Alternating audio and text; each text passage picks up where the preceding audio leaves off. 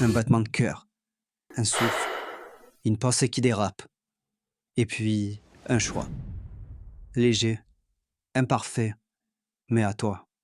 Depuis toujours, la vie est une série d'imprévus, d'instants décollés du reste, d'éclats de hasard, des ratés magnifiques, ou bien des erreurs pleines de sens.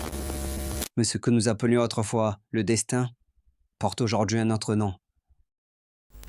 Prédiction. L'intelligence artificielle prévoit la météo, nos achats, nos trajets, nos moindres habitudes.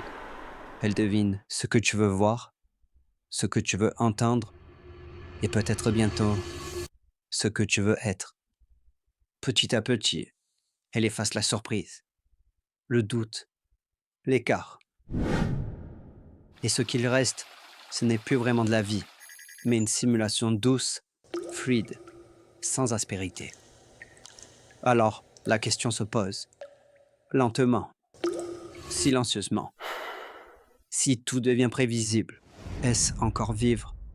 Et si l'on sait tout avant que cela n'arrive, si l'on anticipe le moindre battement, la moindre réaction, si même l'émotion devient un algorithme, alors à quoi sert encore l'émerveillement?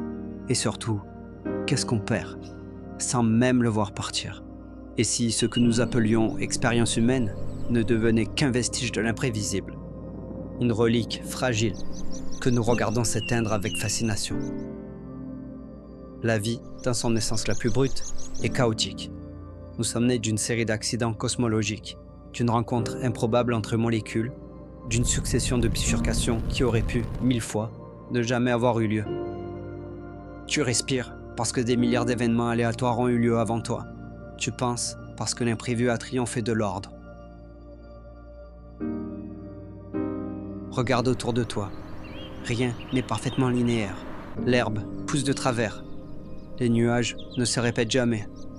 L'amour n'est parfois dans les silences, mais pas dans les scripts que l'on écrit à l'avance.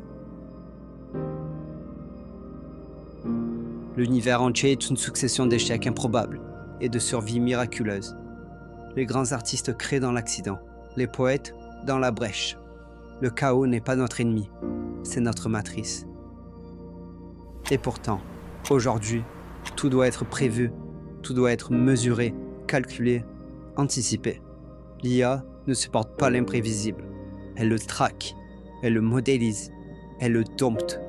Elle cherche la récurrence dans le chaos, elle transforme nos doutes en données, nos hésitations en modèles prédictifs et nos silences en probabilités. Et ce n'est pas qu'une menace technologique, c'est une métamorphose du regard. On commence à se méfier de ce qui n'est pas optimisé. On rejette ce qui ne répond pas aux statistiques. Alors, on oublie la valeur de l'erreur, du pas de côté, du rien.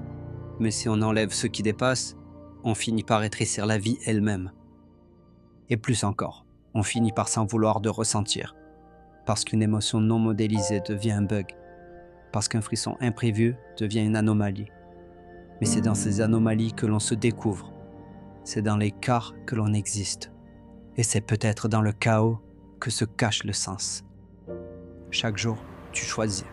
Du moins, tu crois le faire. Mais combien de tes choix ont été orientés par une interface? Un bouton mis au bon endroit, une musique proposée au bon moment. Tu regardes une série? L'algorithme le savait. Tu achètes un pull, et il le savait, il avait même prévu ton retour. Tu réponds à un message, et là aussi, l'algorithme a anticipé ton humeur. Et ce n'est qu'un début. Demain, ce ne seront plus des produits ou des sons, mais des choix d'orientation, des décisions sentimentales, des prises de position politiques. La grande illusion, c'est de croire que l'on est libre lorsqu'on choisit entre deux options proposées. Mais quand les deux sont venus à toi, sans hasard, et que la troisième, celle qui aurait tout changé, n'a jamais été montrée, ce n'est pas la cage qui change, c'est juste la clarté du verre qui l'entoure. Où commence ta volonté? Où finit ton libre arbitre? Et plus encore, que devient ton identité si ce que tu aimes, ce que tu choisis, ce que tu deviens est dicté à travers des prédictions? Alors, le monde se transforme en suite logique. Et dans cette logique, le vivant glisse vers le prévisible. Mais un monde sans incertitude est-il encore humain? Et si ce n'était pas la fin du monde, mais juste la fin du mystère?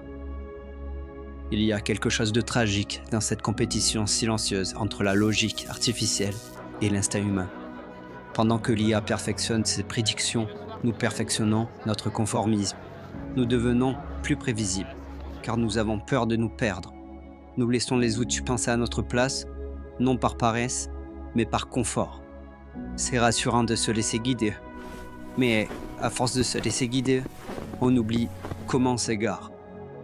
Et s'égarer, c'est parfois le début d'une révélation. Les plus grandes étincelles humaines sont nées dans l'écart, l'échec, l'imprévu. Et si tout devient trop fluide, trop parfait, que reste-t-il à créer?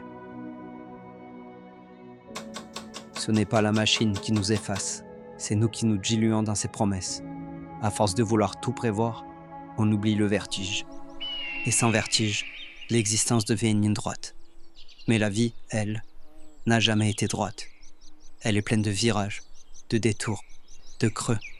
C'est dans ces creux que l'on décrit les histoires. Pas dans les lignes de code, mais dans les interstices.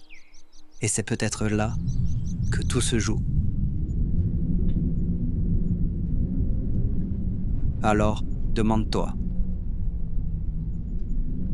Quand as-tu vécu un moment imprévu, incontrôlé, inattendu, un vrai, pas un imprévu calculé, prédit ou vendu, mais un moment où tu as été surpris et bouleversé? Ce sont ces moments qui construisent une vie, pas les instants planifiés, mais les dérapages, les virages non prévus, les rencontres impensées. Ce sont ces instants qui échappent à l'IA. Et peut-être, c'est justement là que se cache encore la vie. Et si aujourd'hui j'ai pris le temps de te raconter tout ça, c'est parce que je crois encore en l'inattendu. Peut-être que tout peut être prévu, mais parce que tu ressens. Maintenant, là tout de suite, c'est peut-être ça, vivre.